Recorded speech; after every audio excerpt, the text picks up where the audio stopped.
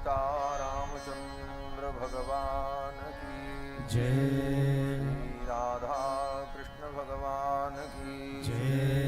श्री भागवत भगवान की जय। श्री सुखदेव जी महाराज की जय। श्री वेदव्यास भगवान की जय। सत्य सनातन धर्म की जय। जय जय सीताराम। हरि ओम तच्छंजोरावृणीमहे गातुं यज्ञाय गातुं यज्ञपतये दैवी स्वस्तिरस्तु नः स्वस्तिर्मानुषेभ्यः ऊर्ध्वं जिगातु भेषजं शन्नो अस्तु द्विपदे सं चतुष्पदे विश्वानि देव सवितर्दुरितानि परासुव जलभद्रं तन्न आसुव सच्चिदानन्दरूपाय विश्वोत्पत्त्यादिहेतवे तापत्रयविनाशाय श्रीकृष्णाय वयं नुमः। वसुदेवसुतं देवं कंसचाणूरमर्दनं देवकी परमानन्दं कृष्णं वन्दे जगद्गुरुं। कृष्णाय वासुदेवाय हरये परमात्मने प्रणतक्लेशनाशाय गोविन्दाय नमो नमः। जन्माद्यस्य यतोऽन्वयादितरतश्चार्थेष्वभिज्ञस्वराट् तेने ब्रह्महृदाय आदिकवये मुह्यन्ति यत्सूरयः तेजो वारिमृदां यथा विनिमयो यत्र त्रिसर्गो मृषा नाम्ना स्वेन सदा निरस्तकुहकं सत्यं परं धीमहि। निगमकल्पतरोर्गलितं फलं शुकमुखादमृतद्रवसंयुतं पिबत भागवतं रसमालयं मुहुरहो रसिका भुवि भावुकाः यं प्रव्रजन्तमनुपेतमपेतकृत्यं द्वैपायनो विरहकातर आजुहाव पुत्रेति तन्मयतया तरवोऽभिनेदुस्तं सर्वभूतहृदयं मुनिमानतोऽस्मि। व्यासं वसिष्ठनप्तारं शक्तेः पौत्रमकल्मषं पराशरात्मजं वन्दे शुकतातं तपोनिधिं। व्यासाय विष्णुरूपाय व्यासरूपाय विष्णवे नमो वै ब्रह्मनिधये वासिष्ठाय नमो नमः। अचतुर्वदनो ब्रह्मा द्विबाहुरपरो हरिः अभाललोचनः शम्भुर्भगवान् बादरायणः यस्य स्मरणमात्रेण जन्मसंसारबन्धनात् विमुच्यते। नमस्तस्मै विष्णवे प्रभविष्णवे ऋग्यजुस्सामरूपाय वेदाहरणकर्मणे प्रणवोद्गीतवपुषे महास्वशिरसे नमः। लक्ष्मीनाथसमारम्भां नाथयामुनमध्यमाम् अस्मदाचार्यपर्यन्तां वन्दे गुरुपरम्पराम्। यो नित्यमच्युतपदां भुजयुग्मरुक्मव्यामोहतस्तदितराणि तृणाय मेने अस्मद्गुरोर्भगवतोऽस्य दयैकसिन्धो रामानुजस्य चरणौ शरणं प्रपद्ये। शाण्डिल्याह्वयवंशवारिधिविधुं श्रीकोसलेशार्चकं विश्वक्सेन स्वाचार्ये सुयतौ जगद्गुरुवरे श्रीरामनारायणे नित्यं सक्तमतिं जगद्गुरुवरं श्रीवासुदेवं भजे। अस्मद्गुरुभ्यो नमः। अस्मत्परमगुरुभ्यो नमः। अस्मत्सर्वगुरुभ्यो नमः। श्रीमते रामानुजाय नमः। श्रीपराङ्कुशपरकालयतिवरवरप्रतिवादिभिकरगुरुभ्यो नमः। श्रीजानकीकान्तस्मरणं श्रीराधाकान्तस्मरणं सन्तपूर्वाचार्याः सहायाः सहायाः। बोलिए श्री सीतारामचंद्र भगवान की जय। श्री राधा कृष्ण भगवान की जय। श्री भागवत भगवान की जय। श्री सुखदेव जी महाराज की जय। श्री वेदव्यास भगवान की जय। गो माता की जय। सब संतन की जय। सब भक्तन की जय। सत्य सनातन धर्म की जय। जय जय सीताराम।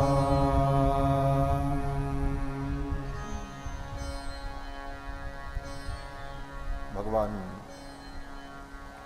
लीला पुरुषोत्तम श्री कृष्णचंद्र की मंगलमयी कथा का हम सभी लोग श्रवण लाभ प्राप्त करें। उसके पूर्व भगवान के मंगलमय नाम का श्रद्धा भाव से उच्चारण कर लें। पश्चात भगवान की पावन चर्चा श्रवण करेंगे।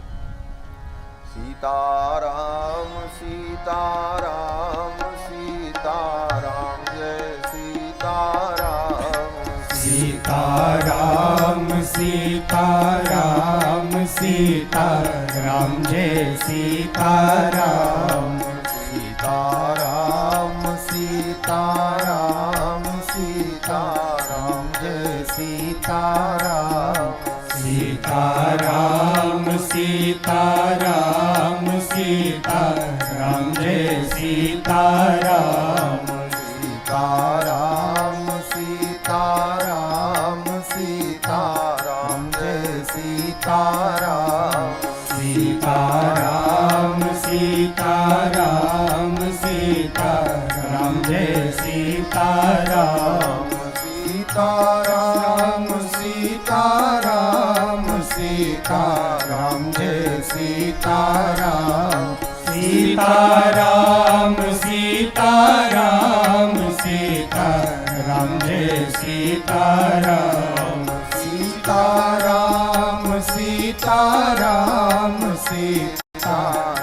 जय सीताराम। सीताराम सीताराम सीताराम जय सीताराम। सीताराम सीताराम सीताराम जय सीताराम। सीताराम सीताराम सीताराम जय सीताराम। सीताराम सीताराम सीताराम जय सीताराम। सीताराम सीताराम सीताराम जय सीताराम। राजा राम राधे श्याम राधे श्याम जय राधे श्याम। राधे श्याम राधे श्याम राधे श्याम जय राधे श्याम। राधे श्याम राधे श्याम राधे श्याम जय राधे श्याम। राधे श्याम राधे श्याम राधे श्याम जय राधे श्याम। सीताराम सीताराम सीताराम जय सीताराम। सीताराम सीताराम सीताराम जय सीताराम। सीताराम सीताराम सीताराम जय सीताराम। सीताराम सीताराम सीताराम जय सीताराम। राजा राम राजा राम राजा राम जय राजा राम। राजा राम राजा राम राजा राम जय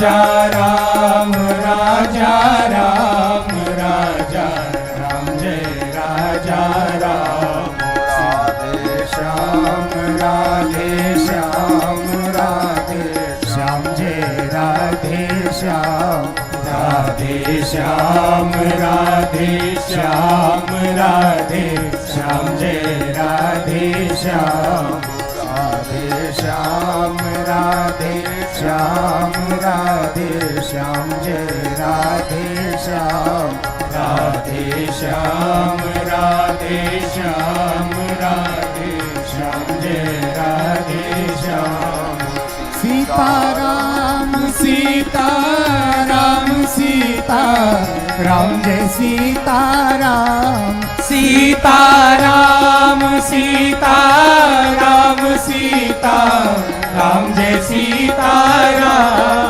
सीताराम सीताराम सीता राम जय सीताराम सीताराम सीताराम सीता राम जय सीताराम सीताराम सीताराम सीता राम जय सीताराम सीताराम सीताराम सीता राम जय सीताराम सीताराम सीताराम सीता राम जय सीताराम सीताराम सीताराम सीता राम जय सीताराम राधे श्याम राधे श्याम राधे श्याम जय राधे श्याम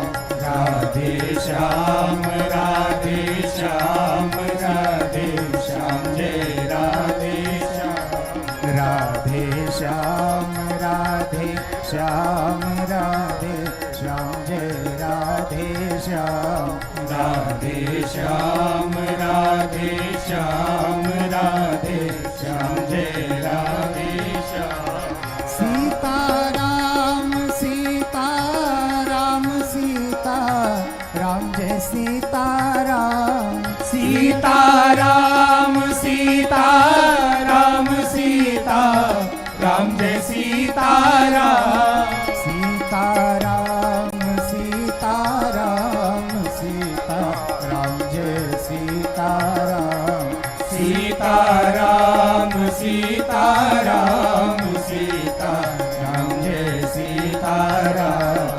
सीताराम सीताराम सीता राम जय सीताराम सीताराम सीताराम सीता राम जय सीताराम सीताराम जय सीताराम सीताराम जय सीताराम सीताराम जय सीताराम सीताराम जय सीताराम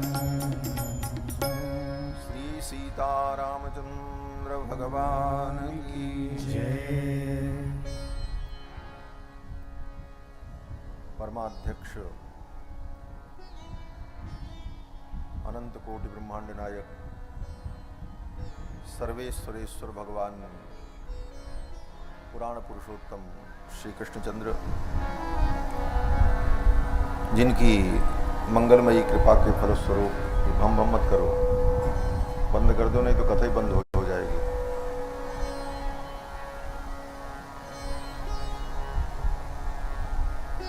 ऑर्केस्ट्रा नहीं है, कथा है। कथा में आवाज साफ सुनाई चाहिए, बहुत झमझम आवाज बजे ये कोई जरूरी नहीं। Who running the game now? Foot on the gas, get slowed down. No, my team we holding it down. Shri Sitaramchandra भगवान की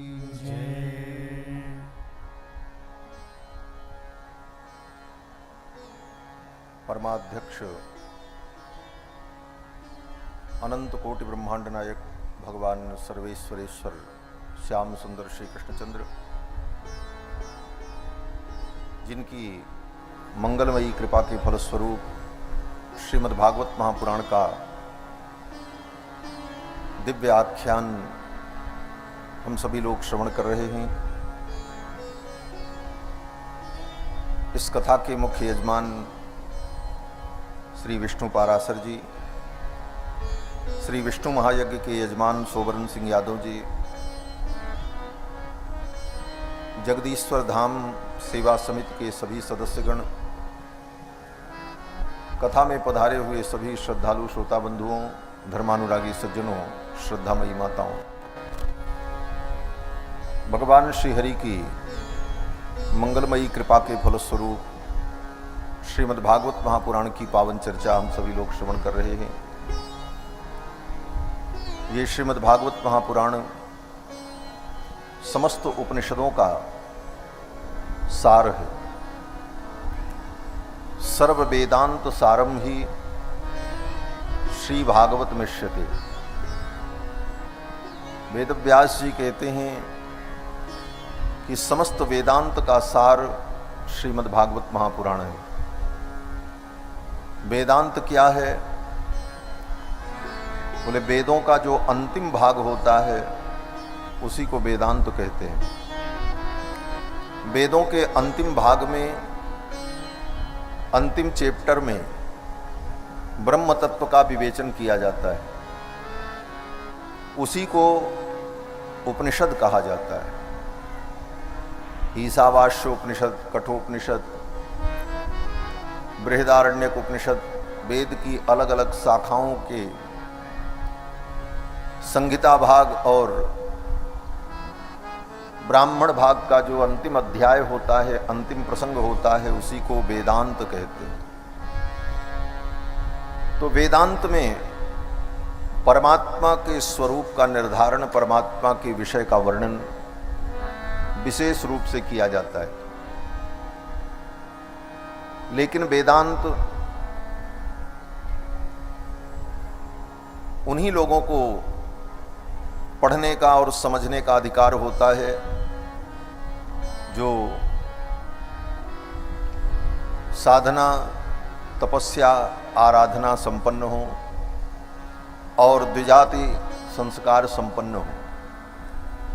समस्त प्राणियों को वेदांत के तत्व का बोध हो, इसीलिए वेदव्यास जी ने वेदांत के पारम परम गीयते। इन कथाओं को सुनकर हमारा मन शुद्ध हो, हमारे विकार दूर हो,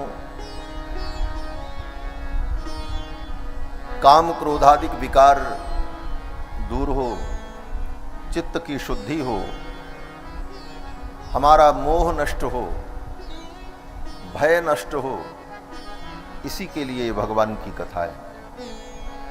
ये भगवान की कथा कोई मनोरंजन नहीं है, ये कोई टाइम पास नहीं है और ये कोई फॉर्मेलिटी नहीं है कि इसको पूरा कर लिया जाए। वस्तुतः ये तत्वबोध है और तत्वबोध की जिज्ञासा हो, उसी को ये कथा समझ में भी आती है। और जीवन में अगर तत्वबोध न हुआ, महापुराण की दिव्य ज्ञान चर्चा को श्रवण करते हैं और इस पर विचार करते हैं, मंथन करते हैं। कल के प्रसंग में आप सभी लोगों ने श्रवण किया कि श्री सुखदेव भगवान ने राजा परीक्षित को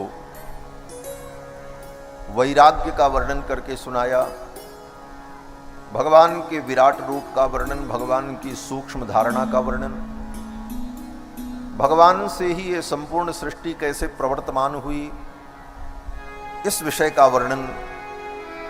और इसी प्रसंग में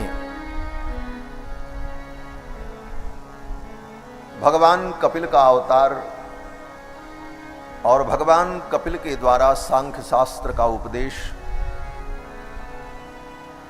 और मनु जी के वंश में भगवान के परम भक्त ध्रुव हुए, उन ध्रुव का पावन चरित्र सुनाया। भक्तों का चरित्र सुनने से भक्ति की प्रेरणा प्राप्त होती है। जिस प्रकार के व्यक्ति का चरित्र आप सुनेंगे तो उसी प्रकार बनने की इच्छा पैदा हो जाएगी। जिस प्रकार के व्यक्ति के चरित्र का चिंतन करेंगे, जिस प्रकार के व्यक्ति के सन्निकट रहेंगे, वैसा ही बनने की चेष्टा और विचार जीव को उत्पन्न होने लगे। तो भगवान की भक्ति की प्रेरणा मिलती है और भगवान के भक्त कैसे हुए उसी प्रकार अपने जीवन को बनाने की प्रेरणा प्राप्त हो। इसीलिए बार बार भगवान के भक्तों का चरित्र प्रेम पूर्वक श्रवण करना चाहिए। भगवान का चरित्र सुन करके कोई बहुत बड़ा आश्चर्य नहीं होता। भगवान ने रावण को मार डाला तो कौन आश्चर्य की बात है? जो रावण को पैदा कर सकता है वो मार भी सकता है। भगवान ने इतनी बड़ी सृष्टि उत्पन्न कर दी, बोले वो सर्वसमर्थ हैं, उनके लिए कौन सी बड़ी बात। तो भगवान के चरित्र को सुनकर बहुत बड़ा आश्चर्य नहीं होता, क्योंकि भगवान सर्वसमर्थ हैं, उनके लिए कुछ असंभव नहीं। लेकिन जब भगवान के भक्तों का हम चरित्र सुनते हैं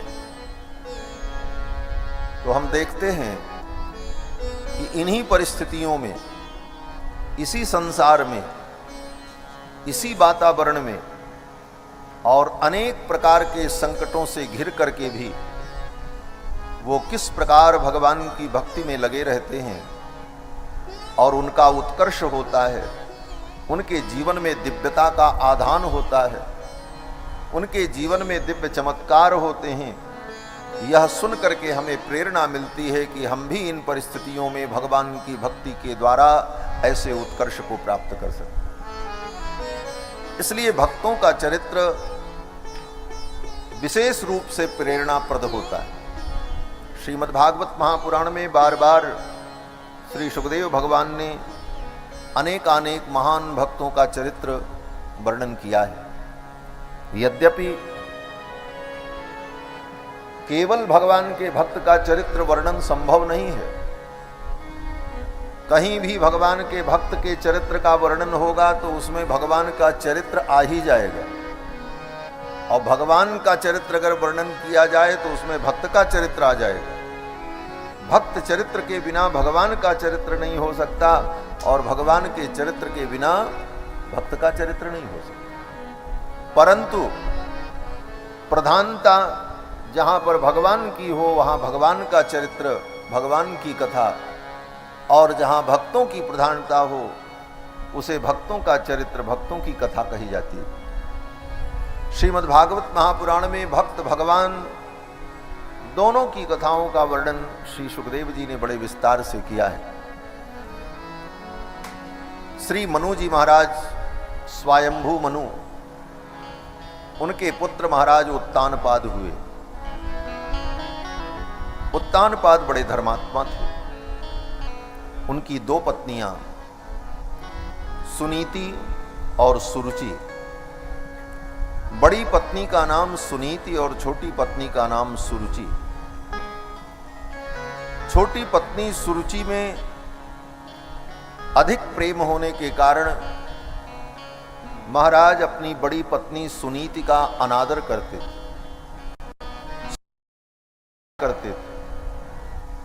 सुनीति के पुत्र का नाम ध्रुव और सुरुचि के पुत्र का नाम उत्तम। सुनीति के पुत्र ध्रुव ने 5 वर्ष की अवस्था में तपस्या करके भगवान का दर्शन प्राप्त किया, और ध्रुव जी को ध्रुवलोक की प्राप्ति हुई। आज भी उत्तर दिशा में रात्रि में आप देखो तो उत्तर दिशा में आकाश फलक के निचले हिस्से में एक चमकता हुआ तारा दिखाई पड़ता है, जिसको ध्रुव तारा कहते हैं। सारे तारे अपने स्थान से हटते रहते हैं। जो तारा आज रात में आप देखो, 10 दिन बाद वो थोड़ा हट करके दिखाई पड़े। लेकिन ध्रुव तारा कभी इधर उधर नहीं हो। ध्रुव का मतलब है अचल। वो ध्रुव तारा क्या है? बोले वो ध्रुव लोक है, ध्रुव जी वहीं रहते हैं।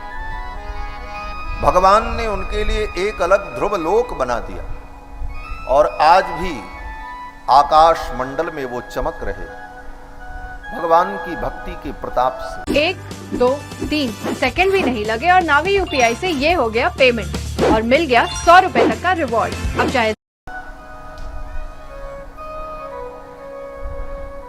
आज भी जब वर वधू का विवाह होता है तो विवाह के बाद रात्रि में ध्रुव दर्शन कराया जाता है। वर वधू ध्रुव को देखें और प्रणाम करें। क्यों? बोले ध्रुव का दर्शन करके ध्रुव तारा को प्रणाम करेंगे तो उनका जीवन भी ध्रुव होगा, निश्चित होगा। ऐसी ख्याति, ऐसा यश श्री ध्रुव जी ने प्राप्त किया। और वहीं उनकी सौतेली मां सुरुचि के पुत्र जो उत्तम थे, उनको युवा अवस्था में यक्षों ने मार डाला। युवा अवस्था में ही उनकी मृत्यु हो गई। इस कथा का मूल स्वरूप यही है। इसका सार ये है कि श्री मनु जी महाराज की 2 पत्नियां हैं। महाराज उत्तानपाद की 2 पत्नियां हैं, सुरुचि और सुनीति। और उत्तानपाद मनु के पुत्र हैं।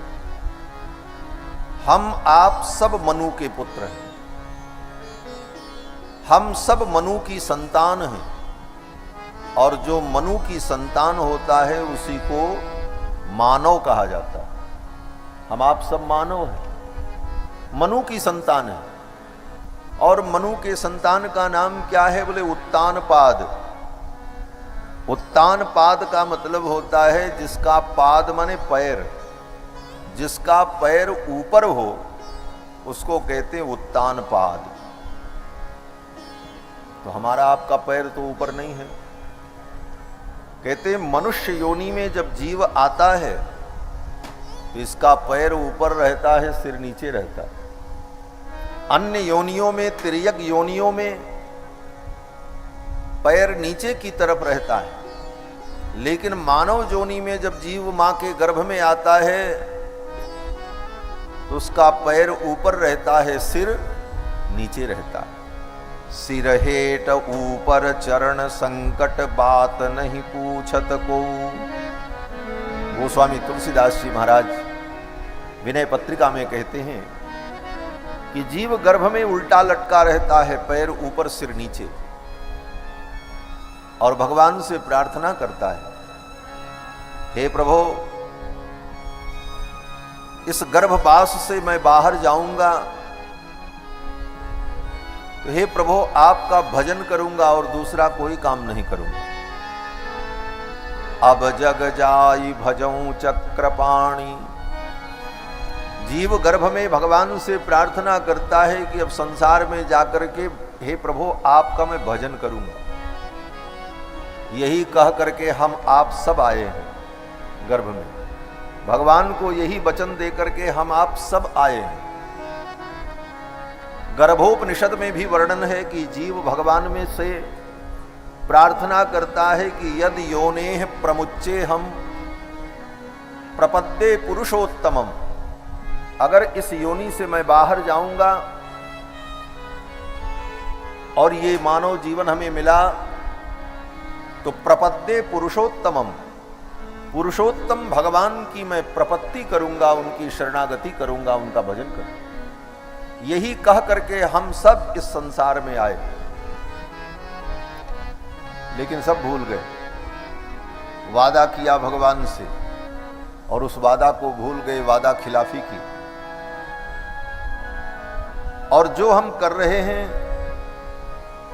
उस करने का कोई परिणाम नहीं है। इस संसार में आकर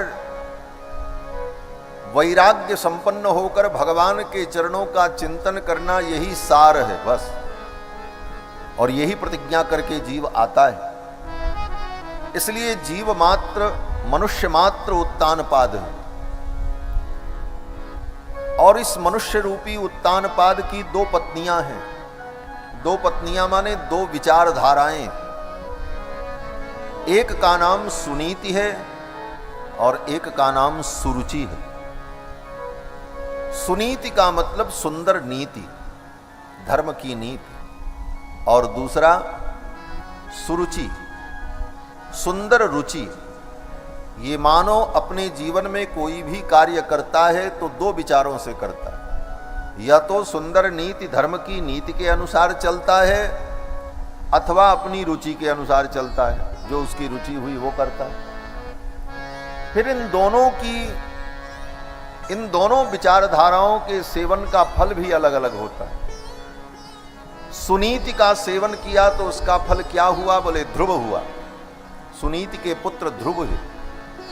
ये मानव रूपी उत्तानपाद जब सुंदर नीतियों का सेवन करता है, सुंदर नीति के पथ पर चलता है, तो उसे जो फल मिलता है वो फल ध्रुव होता है, अस्थाई होता है, अचल होता है।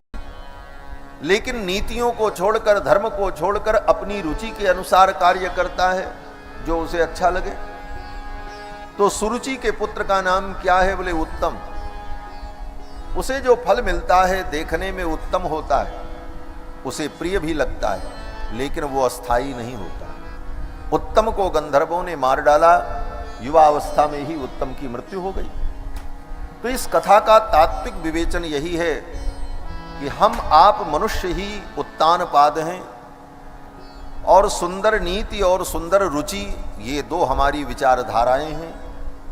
सुंदर नीति के पथ पर हम चलते हैं तो हमें जो मिलता है वो अविनाशी होता है, और सुंदर रुचि के पथ पर हम चलते हैं तो जो हमें मिलता है वो नाशवान होता है।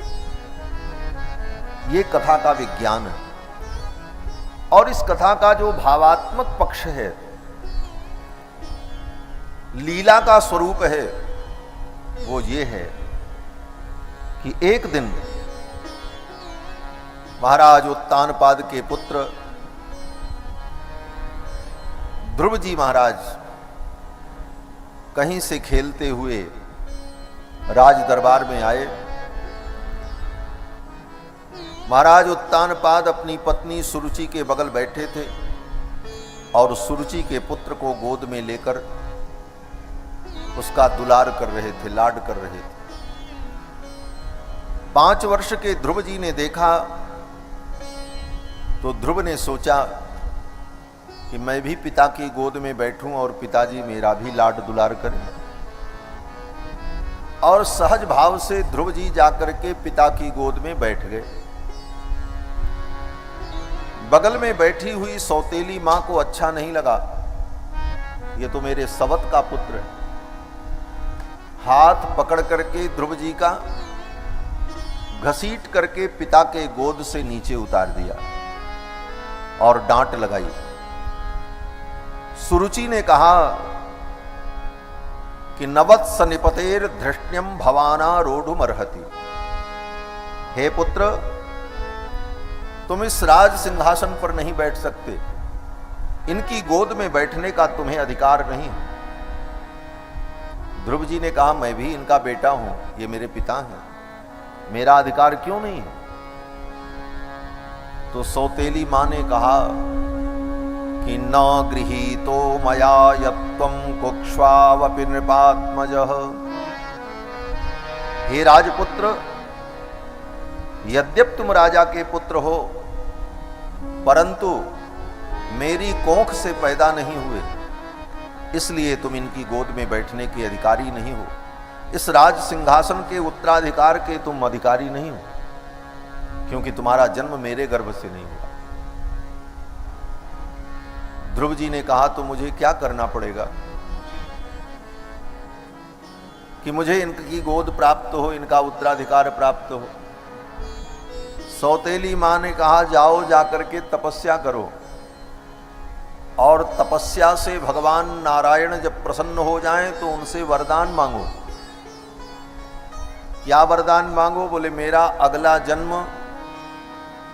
सुरुचि के गर्भ से हो, और जब पुनः मेरे गर्भ से तुम जन्म लोगे तब तुम इस सिंहासन के अधिकारी होगे, इस जन्म में तुम्हें यह अधिकार नहीं मिलेगा। इतनी बड़ी बात सौतेली मां ने भरी सभा में ध्रुव जी को कहा। न वत्स निपतेर्धृत्यं भवानारोढुमर्हति, न गृहीतो मया यत्त्वं कुक्षावपि नृपात्मजः, तपसाराध्य पुरुषं तस्यैवानुग्रहेण मे, गर्भे त्वं साधयात्मानं यदीच्छसि नृपासनम्। यदि राजा के इस आसन को, सिंहासन को चाहते हो तो जाकर के तपस्या करो, और फिर मेरे गर्भ से तुम्हारा जन्म हो, तब ये पिता का उत्तराधिकार तुम्हें प्राप्त हो। इतनी बड़ी बात सौतेली मां ने जब कही, ध्रुव जी को बड़ा दुख हुआ। पिताजी सुनते रहे, पिताजी भी कुछ नहीं बोले। ध्रुव जी ने सिर झुका लिया और रोते हुए अपनी मां के पास आए। उनकी मां सुनीति परम धर्मपरायणा थी। अपनी मां सुनीति के पास आए। मां सुनीति को पहले ही सेवकों के द्वारा पता चल गया कि आज भरी सभा में मेरे पुत्र का अनादर हुआ है। मातु सपत्न्या सुदुरुक्ति विद्धः स्वसन्रुषा दंड हतो यथा ही। लंबी लंबी सांस लेते हुए ध्रुव जी महाराज रोते हुए आकर के अपनी मां के गोद में गिर गए। मां सुनीति ने अपने पुत्र को सांत्वना दी, समझाया, बेटा मत रो, इसमें तुम्हारा कोई दोष नहीं है, दोष तो मेरे पापों का है। मेरी जैसी अभागिनी के गर्भ से तुम पैदा हुए, इसीलिए आज तुमको ये दुख अनुभव करना पड़ रहा है। लेकिन हे बेटा, अनन्य भाव से तुम भगवान का भजन करो। भगवान के अतिरिक्त दुख को दूर करने वाला और कोई नहीं। नान्यम ततः पद्म पलाश लोचनात् दुःखच्छिदं ते मृगयामि कंचन। मां सुनीति ने कहा कि पद्म पलाश लोचनाद, जिनके नेत्र कमल के समान हैं, ऐसे कमल नयन भगवान के अतिरिक्त नान्यम न अन्यम, दूसरा कोई दुःखच्छिदं ते मृगयामि कंचन, तुम्हारे दुख को दूर करने वाला और कोई नहीं। भगवान ही एकमात्र दुख को दूर करने वाले हैं। दुख कौन दूर कर सकता है? बोले जो समर्थ हो। इसलिए प्रार्थना भी समर्थ से करनी चाहिए, असमर्थ से नहीं करनी चाहिए। कारण बोले इस संसार में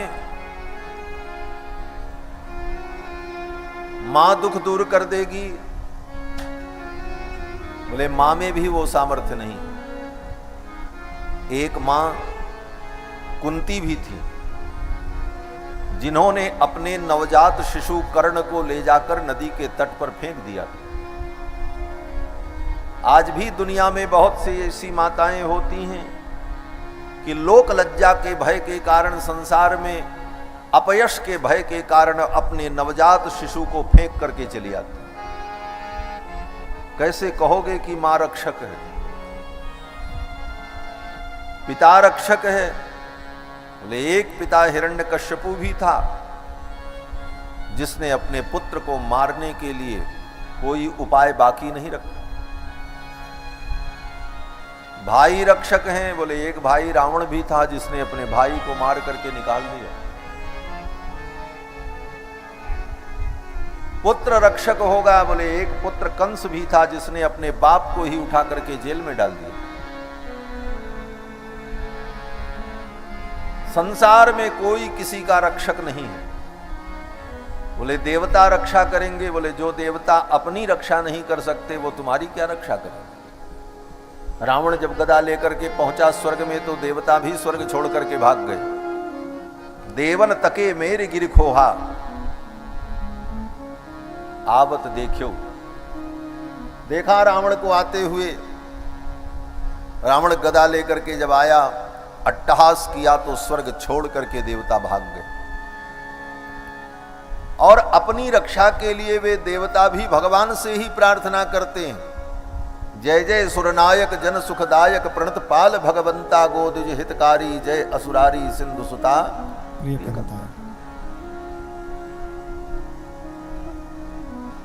देवासुर समर समय समुदित निखिल निर्जर निर्धारित निर्वधिक महात्म्य 10 वदन दमित दैवत परिषदभ्यर्थित दासरथि भाव।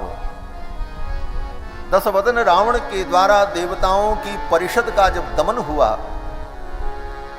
10 वदन दमित दैवत परिषदभ्यर्थित दासरथि भाव, तो उन देवताओं ने भी भगवान से ही प्रार्थना की। देवताओं में सबसे बड़े ब्रह्मा जी हैं, वो रक्षा करेंगे। बोले ब्रह्मा जी जो अपने वेदों की रक्षा न कर पाए, हयग्रीव नाम का दैत्य उनके वेदों को चुरा करके लेकर के भाग गया, तो भगवान से प्रार्थना की तो भगवान ने ही अवतार लेकर उस दैत्य का वध किया और वेदों की रक्षा की। वेदापहार गुरुपातक दैत्य पीड़ा। इसलिए दुख की निवृत्ति के लिए केवल भगवान से प्रार्थना करनी चाहिए। मां सुनीति कहती नान्यम ततः पद्म पलाशलोचना दुखच्छिदम ते मृगयामि कंचन। इसलिए हे पुत्र, तुम अपने मन को समाहित करके अनन्य भावे निज धर्म भाविते मनस्यवस्थाप्य भजस्व पुरुषम। अपने मन को समाहित करके परम पुरुष भगवान का तुम भजन करो। मां सुनीत ने अपने पुत्र को सही मार्ग बताया। दूसरी मां होती तो कहती अरे वो तो तुम्हारी सौतेली मां है इसलिए उसने ऐसा कहा है, चलो मैं पूछती हूं। लड़ाई शुरू हो जाती, कलह शुरू हो जाता। लेकिन मां सुनीत ने कहा बेटा तुम भगवान का भजन करो, भगवान ही दुख को दूर करने वाला। ध्रुव जी महाराज तपस्या करने के लिए चल पड़े कि अब मैं तपस्या करके भगवान का दर्शन प्राप्त करके भगवान से वरदान प्राप्त करूंगा और भगवान से मैं वो पद प्राप्त करूंगा जो पद आज तक किसी को न मिला। ये राजा का पद क्या है, ये राजगद्दी क्या है, मैं वो पद प्राप्त करूंगा जो पद आज तक किसी को प्राप्त न हुआ। और यह संकल्प लेकर के श्री ध्रुव जी महाराज तप करने के लिए जंगल की ओर चल पड़े। बोलो श्री सीतारामचंद्र भगवान की जय। जय जय सीताराम। नारायणा नारायणा हे लक्ष्मी रमणा नारायणा। नारायणा नारायणा हे लक्ष्मी रमणा नारायणा।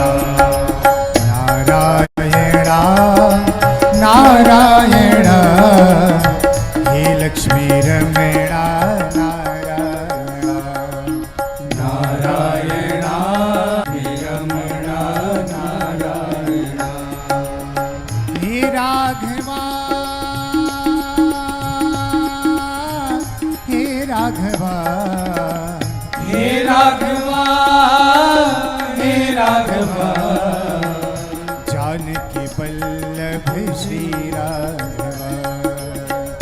जानकी वल्लभ श्री राघवा। नारायणा नारायणा हे लक्ष्मी रमणा नारायणा।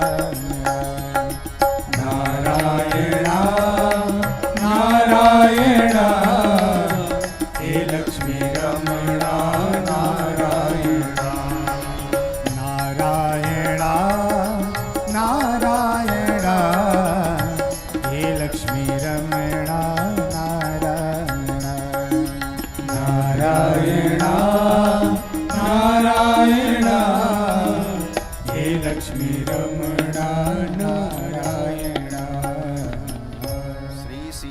रामचंद्र भगवान की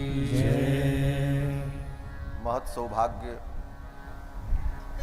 भगवान की इस पावन कथा के सुअवसर पर अनेकानेक संत महापुरुषों का आगमन, उनका दर्शन हम सभी को प्राप्त हो रहा है। संतों का दर्शन समस्त प्रकार के पापों को नष्ट करने वाला है। संत दरस जिमि पातक करई। और भगवान की कथा में, भगवान के उत्सव में संतों का आना, यही उत्सव की सफलता है। यही उत्सव की सफलता का मूल मंत्र है। और संत जहां जाते हैं वह स्थान तीर्थ हो जाता है। तीर्थ को तीर्थ इसीलिए कहते हैं कि तीर्थों में संत विराजते हैं। जहां संत न रहें वो तीर्थ तीर्थ ही नहीं होता। आज कथा में कृपा करके पधारे श्री श्री 1008 श्री चूनाखो आश्रम के पूज्य महाराज श्री और महाराज श्री का भी आशीर्वचन हम सभी लोग श्रवण करेंगे। तो हम चाहेंगे कि इसी समय पूज्य महाराज श्री का आशीर्वचन हम सभी लोग प्राप्त कर लें, फिर कथा में हम आगे बढ़ें।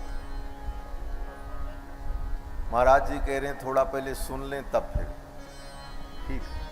श्री सीता रामचंद्र भगवान की जय। भज राधे राधे गोविंद गोविंद राधे। भज राधे राधे गोविंद गोविंद राधे। भज राधे राधे गोविंद गोविंद राधे। भज राधे राधे गोविंद गोविंद राधे।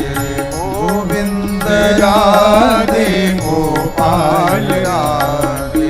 गोविंद राधे गोपाल राधे। गोविंद राधे गोपाल राधे। गोविंद राधे गोपाल राधे।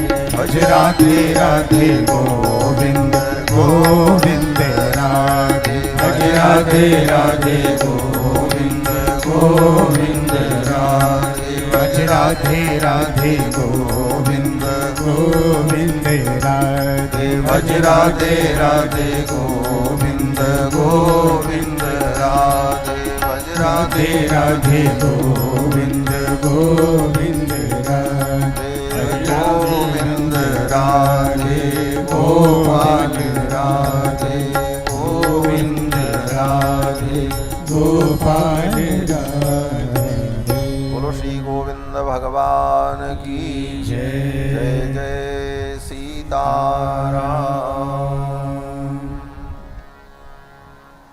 मां सुनीति ने अपने पुत्र ध्रुव को कहा, जाकर के भगवान का भजन करो। भगवान के अतिरिक्त दुख को दूर करने वाला कोई नहीं। श्री ध्रुव जी महाराज तपस्या करने के लिए चल पड़े। भगवान ने देखा 5 वर्ष का बालक ध्रुव तपस्या करने के लिए मेरे दर्शन की प्राप्ति के लिए निकल पड़ा है, तो इसका मार्गदर्शन करना चाहिए। और ध्रुव का मार्गदर्शन करने के लिए भगवान ने देवर्षि नारद को भेजा। देवर्षि नारद आए। जब कोई जीव भगवत प्राप्ति के लिए इस मार्ग में चलना चाहता है तो स्वयं भगवान कृपा करके किसी सद्गुरु को भेज देते हैं और उस सद्गुरु की प्रेरणा से, उसके मार्गदर्शन से उसकी ये भक्ति की यात्रा सफल होती है। देवर्षि नारद को भगवान ने भेजा। नारद जी आए। नारद जी ने पूछा, बेटा कहां जा रहे हो? ध्रुव जी ने कहा, तपस्या करने जा रहे हैं। नारद जी ने कहा तपस्या कैसे होती है मालूम है? ध्रुव जी ने कहा सो तो नहीं मालूम है। बोले तो कैसे करोगे, क्या करोगे? नारद जी से ध्रुव जी ने कहा मुनिवर आप ही कृपा करके बता दो तपस्या कैसे की जाती है, आप तपस्वी हो, महात्मा हो। नारद जी ने कहा बेटा जो बताता है वो गुरु होता है। ध्रुव जी ने कहा अब मैं गुरु ढूंढने कहां जाऊं, आप ही मेरे गुरु बनो। ध्रुव जी की सरलता को, विनम्रता को देखकर नारद जी बड़े प्रसन्न हुए और नारद जी ने ध्रुव को मंत्र दीक्षा दे दी। द्वादशाक्षर मंत्र का उपदेश कर दिया। ओम नमो भगवते, आगे वासुदेवाय। इसी द्वादशाक्षर मंत्र का नारद जी ने उपदेश किया और विधि बताई। बोले जाकर के इस मंत्र का जप करो। कहां पर? बोले मधुबन में, जमुना के तट पर मधुबन में जाकर के इस मंत्र का जप करो। पहले जमुना में स्नान कर लेना, फिर जमुना की बालू से मंत्रेणानेन देवस्य कुर्यात् द्रव्यमयीं बुधा, जमुना की बालू से भगवान की प्रतिमा बना लेना। बालू से क्या प्रतिमा बनेगी? बोले बालू को ही एकत्रित करके कुछ आकार पिंड जैसा बना करके भावना करना कि ये भगवान है, और इसी मंत्र के द्वारा भगवान की पूजा करना और फिर मंत्र का जप करना। ये सब विधि नारद जी ने ध्रुव को बताई। गुरु के वचन में विश्वास हो तो जीव को सिद्धि की प्राप्ति हो जाती है, और गुरु के वचन में विश्वास नहीं, गुरु के वचन प्रतीत न जेहि, सपने सुगम न सुख सिद्धि। जिसको गुरु के वचन में विश्वास नहीं उसको सपने में भी सिद्धि नहीं मिली। नारद जी ने उपदेश किया, कोई भी मंत्र जब तक गुरु के द्वारा उपदिष्ट न हो तब तक उस मंत्र के जपने का कोई फल नहीं होता। इसीलिए मंत्र आचार्य गुरु के द्वारा प्राप्त किया जाता है। आजकल लोग कहते हैं महाराज हम अमुक मंत्र जपते हैं, हम अमुक मंत्र जपते हैं। बोले जपते रहो, कोई फल वल नहीं होगा। टीवी में देखकर, गूगल में सर्च करके और व्हाट्सएप यूनिवर्सिटी से प्राप्त ज्ञान प्राप्त करके मंत्र जपते रहो, उस मंत्र से कुछ होने वाला। मंत्र जब तक गुरु के द्वारा, योग्य आचार्य के द्वारा विधि पूर्वक प्राप्त नहीं होता तब तक उस मंत्र के जपने का कोई फल नहीं होता। हां, एक मंत्र है जिस मंत्र को किसी गुरु से प्राप्त करने की जरूरत नहीं पड़ती। वो मंत्र क्या है? बोले वो महामंत्र है। वो मंत्र नहीं है, महामंत्र है। और वो मंत्र क्या है? बोले भगवान का नाम है। महामंत्र जोई जपत महेशु, काशी मुक्ति हेतु उपदेश। भगवान का नाम जपने के लिए किसी से दीक्षा लेने की जरूरत नहीं। भगवान के नाम के लिए किसी से उपदेश सुनने की भी जरूरत नहीं। राम राम कहो, कृष्ण कृष्ण कहो, कल्याण होगा। लेकिन जब मंत्र की बात आएगी, अष्टाक्षर मंत्र, षडक्षर मंत्र, पंचाक्षर मंत्र, द्वादशाक्षर मंत्र, मृत्युंजय मंत्र, गायत्री मंत्र, तो इन मंत्रों को जब तक गुरु के द्वारा प्राप्त न किया जाए तब तक इन मंत्रों के जप का अधिकार नहीं होता और जपने का कोई फल भी नहीं होता। देवर्षि नारद ने ध्रुव जी को द्वादशाक्षर मंत्र का उपदेश किया और कहा जाओ तत्तात गच्छ भद्रम ते यमुनायास्तटम शुचि। यमुना के पवित्र तट मधुबन में जाकर पुण्यम मधुबनम यत्र, ये मधुबन कहाँ है? बोले वृंदावन का ही नाम मधुबन है। जमुना के तट पर जो वृंदावन धाम है, आज भी जमुना के तट पर वो ध्रुव टीला है जहां पर ध्रुव जी ने तपस्या की। नारद जी ने कहा वृंदावन चले जाओ। सान्निध्यम नित्यदा हरे है, जहां पर हरि नित्य निवास करते हैं, ऐसे मधुबन में जाकर जमुना के तट पर जाकर इस मंत्र का जप करो। ध्रुव जी आए, जमुना में स्नान किया, जमुना की बालू से भगवान के मूर्ति की परिकल्पना की और पत्र पुष्प जो मिला उन्हीं वस्तुओं से भगवान का पूजन किया।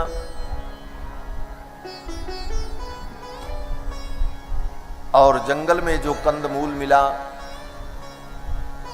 बेर फल, कपित्थ फल,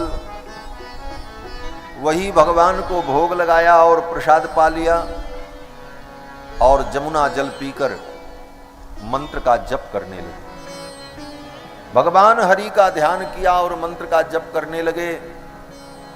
जप में इतनी निष्ठा, इतनी दृढ़ता हो गई ध्रुव जी की कि जब पहले दिन जप प्रारंभ किया तो 3 दिन 3 रात्रि लगातार मंत्र का जप करते रहे। आज कोई व्यक्ति मंत्र दीक्षा लेता है तो पहले यही पूछता है, महाराज कितनी माला जपना पड़ेगा? कम से कम बताओ, जितना हो सके। और अगर बता दो कि महाराज 11 माला रोज जपना है, बोले इतना तो नहीं हो पाएगा। और ध्रुव जी बोले, ध्रुव जी पहले दिन जब मंत्र का जप करने बैठे तो 3 दिन 3 रात्रि लगातार मंत्र का जप करते रहे। 24 घंटे बीत गए। त्रिरात्रांते त्रिरात्रांते कपित्थवदरासन। और एक बार ऐसा नहीं, पूरे 1 महीने तक 3 दिन तक मंत्र का जप करते, फिर तीसरे दिन फिर से स्नान करके, पूजा करके, कंदमूल फल लेकर और फिर मंत्र का जप करने लगते, तो फिर 3 दिन तक ऐसे करते 1 महीना बीत गया। 1 महीना बीत गया माने 1 महीने में केवल 10 बार जल और कपित्थ फल, बैर फल ग्रहण किया। त्रिरात्रांते त्रिरात्रांते कपित्थवदरासन। 1 महीना जब बीता, दूसरा महीना लगा, तो दूसरे महीने में ध्रुव की साधना और कठिन हो गई। 6 दिन तक लगातार मंत्र का जप करने लगे। द्वितीयं च तथा मासं षष्ठेर्भको दिने। दूसरे महीने में 6 दिन तक मंत्र का जप किया। दूसरे महीने में तो केवल 5 बार जल और फल ग्रहण किया। तीसरा महीना आया, साधना और दृढ़ हो गई। तृतीयं चानयन मासम नवमे हनि। तीसरे महीने में 9 दिन तक लगातार मंत्र का जप करते रहे। चौथा महीना आया, चतुर्थमपि वै मासम द्वादशे हनि। चौथे महीने में 12 दिन तक लगातार मंत्र का जप किया। और जब 5वां महीना आया, सुखदेव जी कहते हैं, राजन पंचमे मास्यनुप्राप्ते जितश्वासो नृपात्मजः। 5वें महीने में ध्रुव जी ने अपनी श्वास को भी जीत लिया। अब भोजन की भी जरूरत नहीं, पानी की भी जरूरत नहीं, सांस लेने की भी जरूरत नहीं। अखंड समाधि लग गई। और वो भी कैसे? गद्दी पे बैठ करके और सुखद आसन पर बैठ करके, बोले नहीं, एक पैर पर खड़े होकर ध्यायन ब्रह्म पदैकेन। दोनों पैर से खड़े नहीं है, एक पैर पर खड़े हैं, दूसरे पैर को उठा करके घुटने पर टिका दिया। एक पैर पर खड़े होना कितना कठिन है, लेकिन ध्रुव जी महाराज ध्यायन ब्रह्म पदैकेन तस्थौ स्थाणुरिवाचलः, जैसे स्थाणु अचल होता है उसी प्रकार ध्रुव जी महाराज एक पैर पर खड़े होकर तप करने लगे। सर्वतो मन आकृष्य हृदि भूतेन्द्रियाशयम्, अपने मन की समस्त वृत्तियों को विषयों से हटाकर, सर्वतो मन आकृष्य, चारों तरफ से अपने मन को चित्त की वृत्ति को हटाकर, ध्यायन भगवतो रूपम, भगवान के रूप में भगवान के ध्यान में अपनी चित्त वृत्ति को लगा दिया, अखंड समाधि लग गई। इसी का नाम योग है। योग क्या है? योगस्तु चित्त वृत्ति निरोधा, हमारी चित्त की वृत्तियां जो संसार के विषयों में जाती हैं उन्हें रोककर हम भगवान में लगा दें, इसी का नाम योग है। सर्वतो मन आकृष्य हृदय भूतेन्द्रियाशयम्, और ध्रुव जी भगवान का ध्यान करने लगे, अखंड समाधि लग गई। सारे देवता परेशान हो गए, सबकी सांस बंद हो गई। सब देवताओं ने जाकर के भगवान से प्रार्थना की। भगवान ने कहा चिंता मत करो, मेरा भक्त ध्रुव तप कर रहा है इसलिए ऐसा हुआ है। मैं अतिशीघ्र जाऊंगा और अपने भक्त पर कृपा करूंगा, उसे दर्शन दूंगा। और भगवान ध्रुव को दर्शन देने के लिए मधुबन में आए। श्री मैत्रेय जी महाराज कहते हैं कि भगवान ध्रुव को दर्शन देने नहीं आए। बोले तब? मैत्रेय जी कहते हैं भगवान ध्रुव का दर्शन करने के लिए आए। ऐसे भक्त का मैं दर्शन तो करूं जिसने इतनी कठिन तपस्या की। सहस्र शीर्षापि ततो गरुत्मता मधोर वनम भृत्य दिदृक्षयागत, अपने भक्त ध्रुव का दर्शन करने के लिए भगवान मधुबन में आए। ध्रुव जी तो एक पैर पर खड़े हैं, आंखें बंद हैं, अपने हृदय में भगवान का दर्शन कर रहे हैं और सामने भगवान खड़े हैं। भगवान ने देखा जब तक इसकी समाधि नहीं टूटेगी तब तक ये आंख नहीं खोलेगा। तो भगवान ने क्या किया? बोले ध्रुव जी अपने हृदय में भगवान के जिस रूप का दर्शन कर रहे थे ध्यान में, अचानक वो रूप तिरोहित हो गया। भगवान ने संकल्प किया, ध्रुव जी के हृदय में भगवान का रूप जो दिखाई पड़ रहा था वो रूप तिरोहित हो गया। और ज्यों ही वो रूप तिरोहित हुआ, ध्रुव जी को व्याकुलता हुई कि मेरा ध्यान क्यों छूट गया। जिस रूप का मैं दर्शन कर रहा था वो रूप अंतर्हित हो गया। ये सोचकर ध्रुव जी महाराज व्याकुल हुए और टक से उनकी आंख खुल गई। और ध्रुव जी की जब आंख खुली तो क्या देखते हैं? बोले जिस रूप का दर्शन अपने हृदय में कर रहे थे वही भगवान सामने शंख चक्र गदा पद्म धारण किए हुए खड़े थे। सहार वक्षस्थल कौस्तुभ श्रियम नमामि विष्णुम शिरसा चतुर्भुज, बहिस्थितम तदवस्थम ददर्श, जो रूप अपने हृदय में देख रहे थे वही रूप सामने दिखाई पड़ा। ध्रुव जी ने देखा अनंत अनंत ब्रह्मांड के स्वामित्व को सूचित करने वाला किरीट मुकुट भगवान के मस्तक पर शोभा को प्राप्त हो रहा था।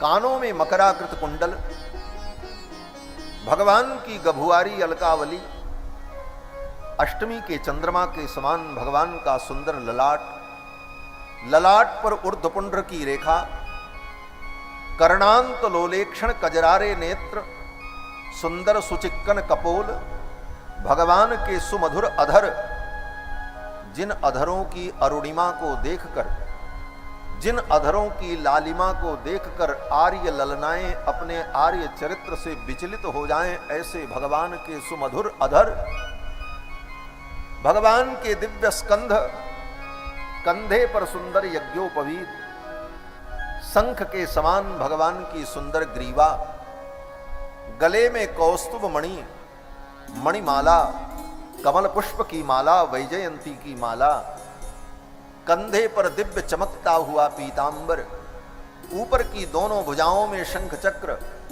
नीचे की भुजा में गदा और पद्म, कमर में लिपटा हुआ तड़ित विनिंदक पीतांबर, उस पीतांबर पर कसी हुई करधनी, जिस करधनी की क्षुद्र घंटिकाओं से सामवेद के मंत्र प्रकट हो रहे हैं। भगवान के सुमनोहर दिव्य चरणारविंद, जिन चरणारविंदों की रज को प्राप्त करने के लिए बड़े बड़े योगी, अमलात्मा, महात्मा जन्म जन्मांतर तक साधन करते हैं, ऐसे भगवान के दिव्य पादारविंद, चरण से लेकर